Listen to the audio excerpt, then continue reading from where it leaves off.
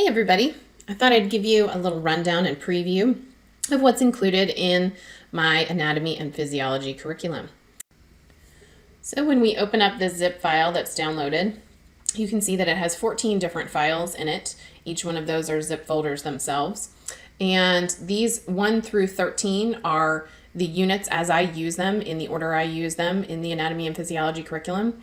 And then this final folder is a bonus file. It has templates in it for lesson planning and writing a syllabus, homework logs, some projects that you can incorporate throughout the year, and information on choosing a textbook. If you'd like to choose a textbook, you don't need to use a textbook with this course. There's enough detail and content that you can use the course all by itself as a standalone. And then there's also guides to using Cornell Notes and Doodle Notes, which are both included in this curriculum. There's also some first day items like icebreakers and a fetal pig dissection, which you can use at the beginning or the end of the year as a way to synthesize all of the body systems together and have students figure out how they work with each other. So if we go into one of these units, we'll pick the muscular system unit just as an example. You'll see each one of these has a set of folders, 6 folders in each unit with a Start Here document. So in the Start Here, you'll see this What's Included page, which has a label for the unit. So it's a great cover page if you're printing all of this stuff out, and then you can use it as a reference for lesson planning. What do you have to choose from for that unit? So this will show you what's in each folder. So these bold terms coincide with the folders that we just looked at. So you'll see unit planning. Here's the unit planning folder. And then you can see what's included in there. So there's standard documents for several different states and NGSS. And you can send me an email if you'd like me to check your state standards, if I missed those. Pacing guides for daily lessons, vocabulary terms for prefix and suffix work, differentiation ideas, and an honors assignment list. And then there's PowerPoint information and Cornell Notes and Doodle Notes, and then all the activities that are listed and the extension pages that are also included, and review and assessment. And so we'll just go through each of these folders. So again, unit planning, you have all of these different resources in here, an editable pacing guide. And you can see these are the topics on the left-hand side, and with the state standards and NGSS standards, these coincide. And so the topics you'll be able to find in those standards documents, so you'll know which standards coincide with which day that you are using this unit. So there's introduction, resources, and this includes prefix and suffix flashcards, which all have instructions within the unit, and what the body of your lesson is going to be, what's your instruction time, and how are they going to be assessed, and then any homework that's included. So in the pacing guide, these are bolded if it's something that needs to be copied. So you can see here, bold items need to be photocopied. So that just gives you an idea of what you need to copy for each day. And within the original unit folder, if you go to student pages, this has all the student pages that you can photocopy all at once. So you don't need to do it day by day if you'd prefer to do it all at one time. And then again, in this unit planning folder, something else I wanted to show you is this differentiation guide. This has ways that you can differentiate for different student interests, and that includes Cornell Notes. Here are the Cornell Notes, here are the Doodle Notes. So you can have some students doing one, some students doing another at the same time.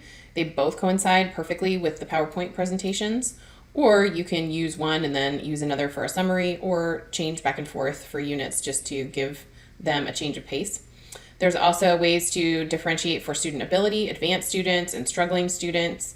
And then here in the teaching environment section are links and ways that you can differentiate for students that are working at home, whether they're absent or virtual students or hybrid. And then these are all of the links for the digital pieces of the unit. So that would be the PowerPoint. Here's a link to all the student pages in one file, one Google Slides file.